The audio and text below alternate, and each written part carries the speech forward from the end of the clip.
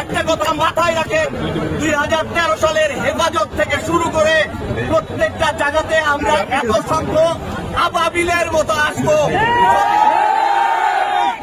যদি আমাদের সরকার, এই নাহিদ ইসলাম আমাদের সরকার, এই আসিফ মাহমুদ আমাদের ছোট ভাই, আসিফ নজরুল আমাদের স্যার, ঠিক আছে, তো এইগুলাকে আমরা বসিয়েছি ক্ষমতায়, আমাদের রক্তের ওপর এইগুলা ক্ষমতায় এসেছে।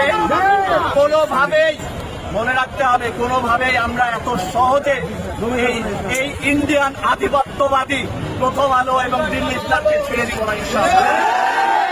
যদি প্রথম আলো আমাদেরকে চ্যালেঞ্জ দিতে চায়, পুলিশ শুনলাম 2 জন ভাইকে গ্রেফতার করছে, তাদেরকে যদি উইদিন 1 আওয়ারের ভেতরে ছেড়ে দেওয়া না হয়, তাহলে আমরা এমন কোনো কর্মসূচি দিব যেটাতে বাদবাকি যে কালপ্রিট গুলো আছে, হাসিনার যেসব পুলিশ গুলো আছে, তাদেরকেও ইনশাআল্লাহ একটাকেও ছাড়বো না।